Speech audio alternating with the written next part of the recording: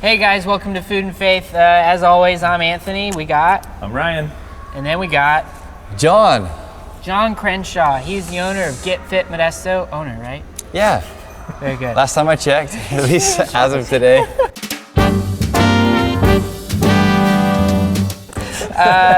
Pretty great proponent in the community, and actually what we're eating today, you're a little bit responsible for. Do you know what I'm eating? Because you guys are eating the same thing. You are eating, it looks like a fajita wrap. Yeah. Or something of the like. Yeah, it's on the Fit menu. Yes, it is on the Get Fit menu at La Paria, Yep. which is a phenomenal family-owned and operated small business here in Modesto and Riverbank. Yeah. Yeah. And then you guys. We got the tacos, right? We got the Get Fit tacos, baby. Yeah. And so these don't have tortillas. They don't have tortillas, chicken. I added some guacamole, got some avocado, some good healthy fat, and some beans. Yeah. In case you didn't know by now, Get Fit is a gym. And he's pretty fit, and I'm pretty not.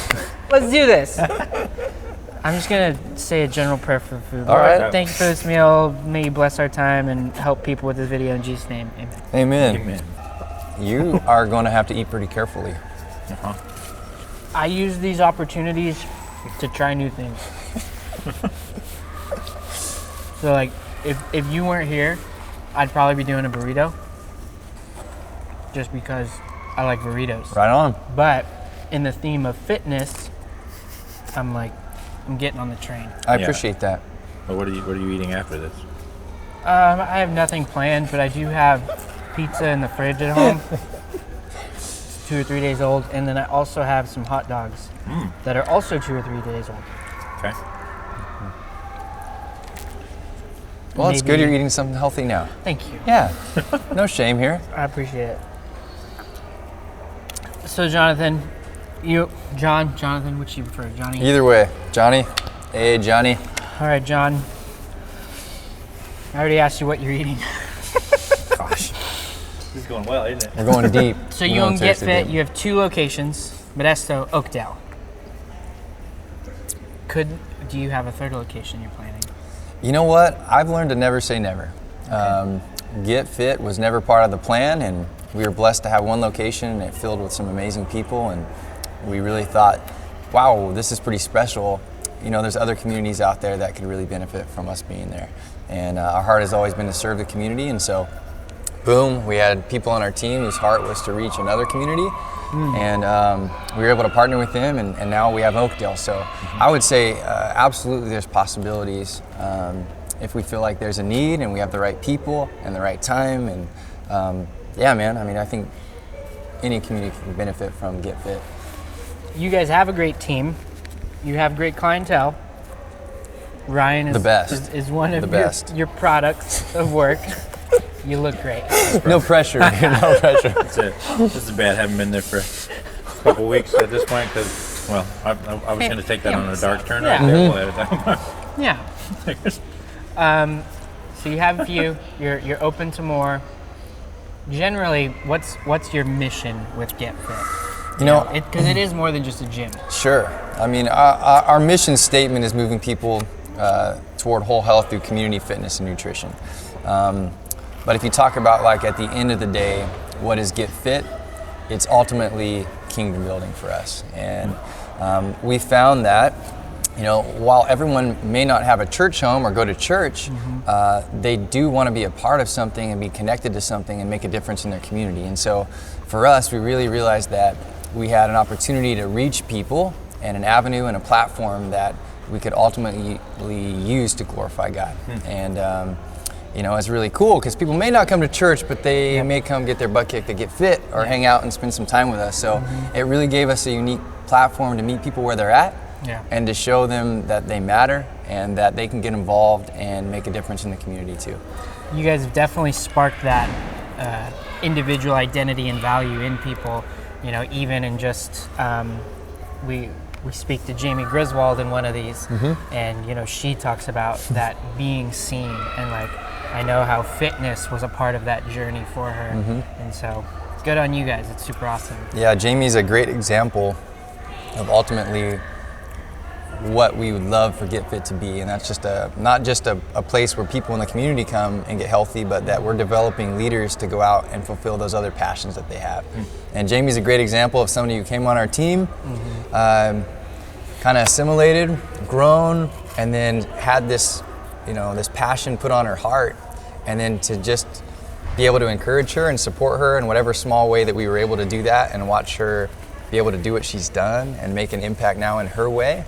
And to feel like we had maybe just this little bit, just to be a part of that, and to see that, and to see somebody on our team take those steps and walk that journey, man. I mean, that's really what we'd love to be known for. It can be something totally not even related to Get Fit, but love to see people go out and do things that God's put a seed in their heart, and to be able to watch that blossom and encourage that. And I hope there's a lot more to that to come. We've got a few of those on our team. So I hope that for you guys too. And that's I should eat this chicken first. I'll take this. So something I've heard said by multiple people about Get Fit is, from us being in the church world, pastors here at the church, I can't even, maybe half a dozen people have said, man, Get Fit knows how to do church better than church does church. Like, have you heard that before? How does that make you feel? Dude, no pressure, right? Yeah.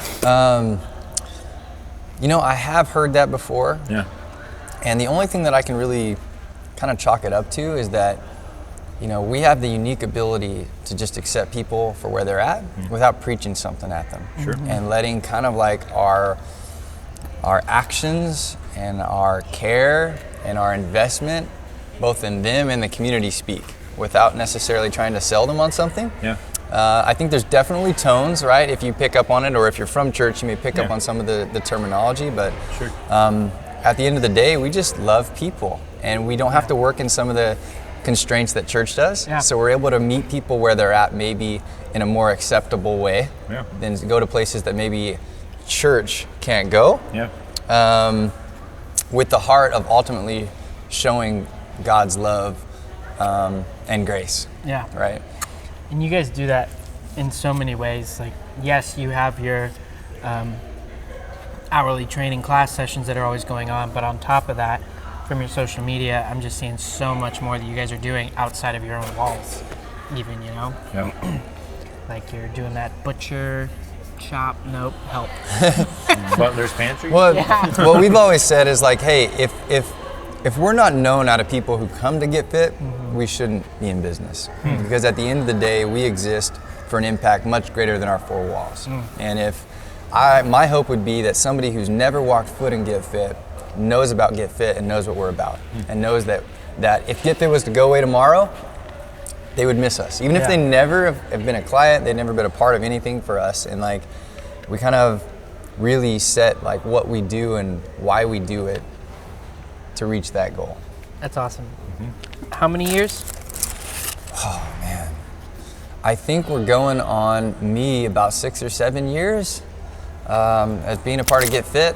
Again, not being the full-time gig. I just officially retired from my day job in July. So right? This was So go figure, man. I mean, I think it's not the path that I thought I would be on. Yeah. And if there had been any other way to not do this, I probably would still do it. Truth be told. So yeah, man, I'm excited and learning a lot about myself in this process too. Yeah. And good, like you weren't a business owner prior to this, right? Nope. Like, so you just like jumped in kind of unknown to what it would become, felt like God was pulling you in it, and then started giving yourself over to it, buying, I think you told me you just bought like stacks and stacks of books and dedicated yourself, okay, I'm gonna lead a good team, I'm gonna lead a good business, God help. Yeah, I think at the beginning it was fear-driven, honestly, because I didn't know a whole lot about business. I still feel like I don't know a lot about business. But I did grow up in church, and I knew, a little bit of the inner workings, and had an opportunity to be in leadership throughout the years in my church experience. Yeah. So the moment that it became, okay, you're now taking this business role, I was like, I have to do my part because I don't want to be the lid. And so out of fear of not wanting to be the lid and not wanting to be the reason that we weren't able to reach the things that I felt like we had the opportunity to, I said, you know what? This first year I said, I'm going to do this. I think I read 32 books, and I just said, I can't be the lid on the organization. Like, I don't want to be the lid on the organization. So probably not the best motivator, maybe fear. But either way, it produced a result in me that by the end of that first year, I said, you know what, I don't know everything. And I think in many ways we've been successful because we didn't treat it like a business, and I never have. Yeah. But honestly, like, I think the biggest key to our success in that wasn't just me, it was the fact that I'm surrounded by people who genuinely care the same way. And like our team is invested, our team loves people, our team believes in the mission, and they're reading, they're growing. It's something that we do together. Yeah.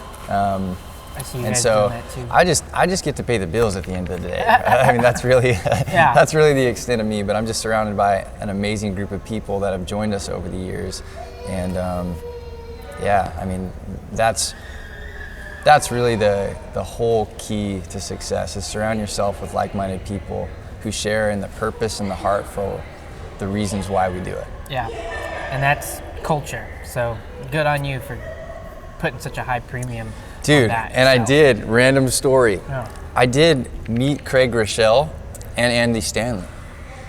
And I didn't know I knew who Andy Stanley was, but I didn't know who Craig Rochelle was. Yeah. But I went to this conference in this year of growth. Yeah. And I showed up hecka late. Yeah. And I was like, dude, like, I'm so late. So I just went out and wandered around, kind of like out in this area right here. Yeah. And I got this book, and I was like, who's this Craig Rochelle guy? Like, I've never heard of him. Yeah. Sorry, Craig. Yeah.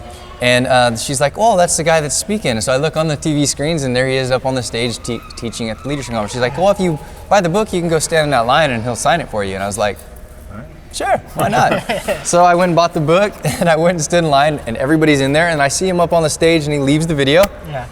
Lo and behold, he pops out a side door, and it's just me and Craig Rochelle. So I ended up getting to hang out with him for about 10 minutes all alone. Like, I had no idea who he was, but I got the pictures to prove it. But it's just like, cool. you know, so it's a cool thing sometimes when you don't know what you know. And I think that's a good description of me still to this day. I feel like there's so much I don't know. Yeah. And, you know, sometimes you just get lucky. That's really right? cool. Was that Catalyst 2000? It was, yeah. It was a Catalyst event. It was like 15? Livermore Yeah. or Pleasanton. Just that we went to that one too. Yeah, I think we were So all just on. show up late. We didn't get to hang out with Yeah. Craig. So what and I we did- knew who he was, so. So what I did is I realized this was the script they followed. So then when it was Andy Stanley's turn, I was inside.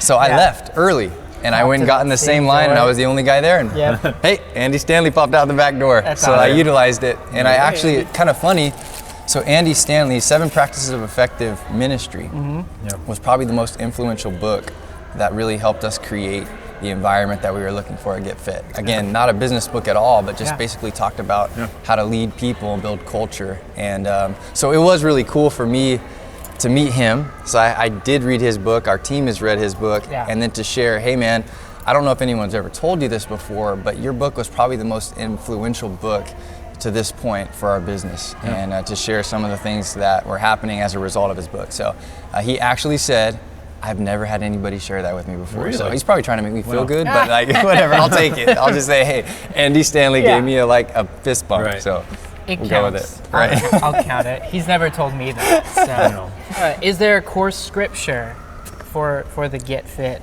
mantra, mission, anything like that? You know, that's a great question. And honestly, it's probably one that I've never really thought about.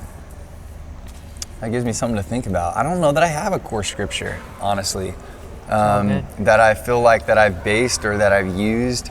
For me, it's just really like, how can I show God's love to people in a way that they will receive it? And meeting people where they're at. Yeah. And acknowledging that we're all ultimately seeking that validation, we're seeking acceptance, we're seeking love, and just being able to reach people's needs in that way, that they may find out later on that hey, there's some Christians here, or there's some faith here, and then just hopefully debunking some stereotypes that maybe become associated with Christianity. For sure. I appreciate that transparency. Now these are some quick fire. Cut to the quick fire. That's not a thing. Can Okay. you make like a fire? Yeah. Let's make Bang, bang. Come on. Bang, bang. Come on, James. Ready? Like, you can add fire to that, right? Quick. And then make it spell quick in cursive, like Harry Potter. Yeah. That's Okay. Harry Ready? Potter. This is great. Make that say like quick fire. Every single video we shoot, they made me do some kind of special. It's the people love it. The people love it. I'm a big I know you're a big Disney Yeah. fan. Yeah. I'm a big Disney We've fan. seen I would each other express at some Disney. yes, I would appreciate some like pixie dust. Yeah. Maybe some little star basket. All you have to do is just like, oh, pixie The guest dust. asked for it, Yes, and then okay? he does it. Yeah. The guest asked. Big It fans. just became like a 4-hour. But it's gonna be good. It's good. All right, quick fire. Okay. Guilty pleasure. Okay. Sorry, fitness world. My guilty pleasure. I am Yogurt Mill's #1 customer, sir. And I probably have Yogurt Mill 6 nights a week. Wow. And I eat a large every day, very specific, and I'm known by name as the Rainbow Sprinkle Guy. So that definitely Wow. qualifies. So Yes. have you ever got the rainbow unicorn thing? I have, but I'm very particular. I only did I'm it an once. addict. You know, addicts get to where they have something Yeah, sure. definitely fall in that category. Oh, So, that's a good. Okay. Which pleasure. one? Roseburg. Okay. Roseburg Square. So if you go there about 30 minutes before closing time, because I don't like to wait in line in the drive-through, you may or may not see me there. Just know- ask for the Rainbow Sprinkle Guy. Tell him I sent you. I'll take that. So you don't DoorDash it?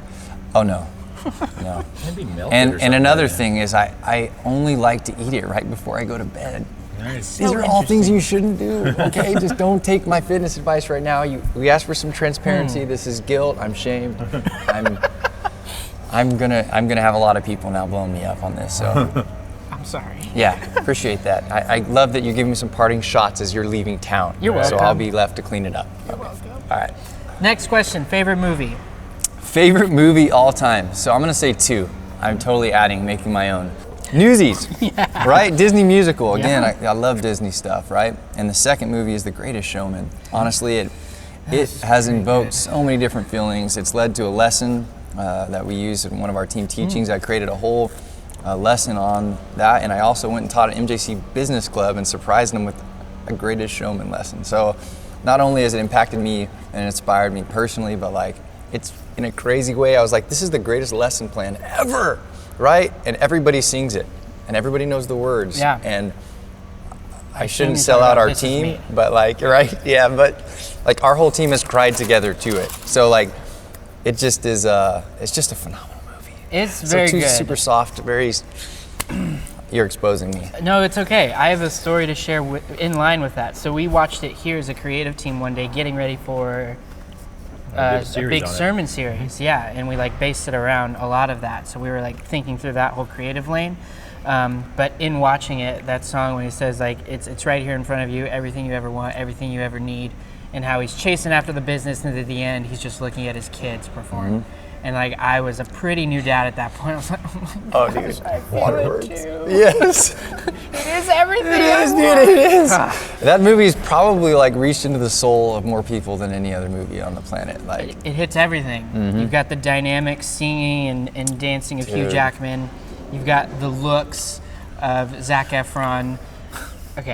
Um, Like, where are we dude, going have with you seen? Okay, this is totally a tangent. You're probably gonna have Okay. to edit this out. But I'll have you take it. seen? Have you seen the YouTube video where they're trying to pitch this? Yeah, That dude. is phenomenal. Stop watching content. this video now Yes. and go watch that Look it up one. right now where they're trying Put a to link pitch to it. right here. And to watch the insecurities of the lady, and then watch Yeah. the room build, and by the end, the whole place. I mean, Yeah. I'm getting goosebumps just talking about it. But like, what? Did you know I an had over emotional here? thing. Look at so, how high it is right now. Yeah, it's legit. So watch it. Fact. It's sure. That It'll one, change your life. It'll make you feel more feels. Skip church. Just watch the YouTube video. No, wait. No. Whoa. No.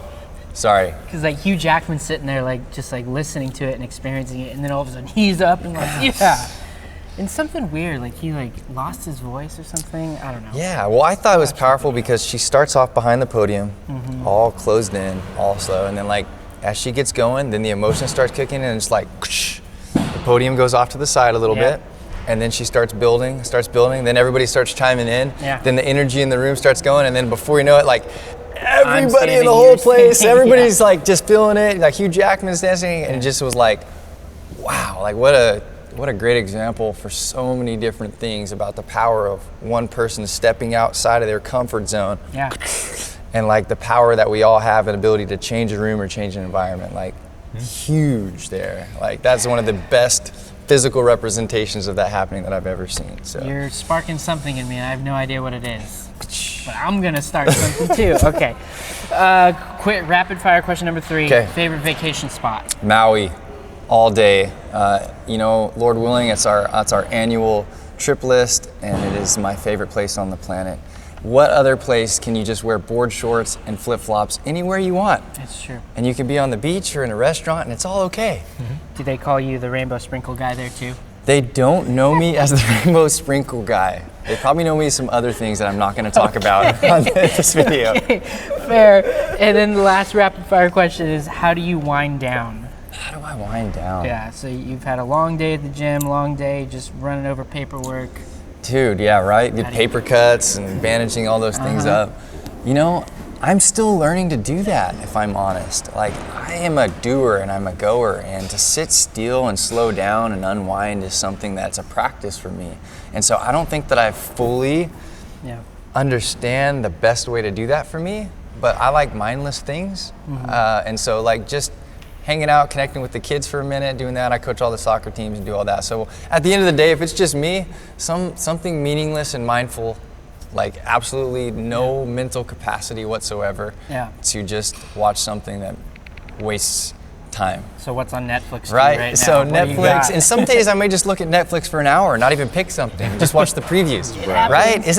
Why is it so hard to take it? Why is it so hard to choose? It's a part of the experience. You got to set your watch list, so you're like you're doing the shopping. No, because honestly, it's 30 minutes. Then I'm like, I'm tired. It's time to go to bed now. Right? I haven't even watched anything. Yeah. I know I'm the only person that happens to, right? No? Okay. You are not. I've only got one more formal question here. Do you want to cut in with anything? I don't know, man. This is pretty solid content. Right? It is Yeah. pretty beautiful. So just what is God teaching you right now? What is God teaching me right now? Oh, that is the million-dollar question, and I feel like it's something different all the time. Yeah. What I feel like is on the forefront for me right now is understanding that I am one man, and I am only capable of so much. And despite my best efforts or my best intentions, the moment that I try to take control and the moment that I try to do things or make things happen on my own, I'm reminded that I can't do it.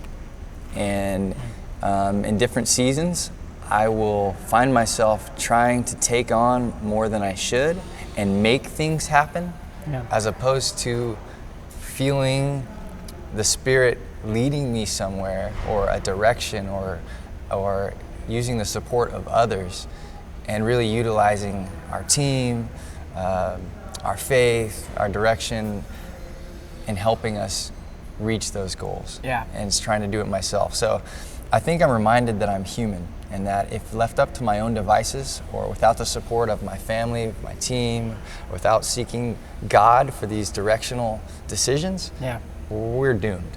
Yeah. And that's a nice way of putting it. Yeah. But left to my own devices, left to my own will, my own ambition, Get Fit's doomed, I'm doomed.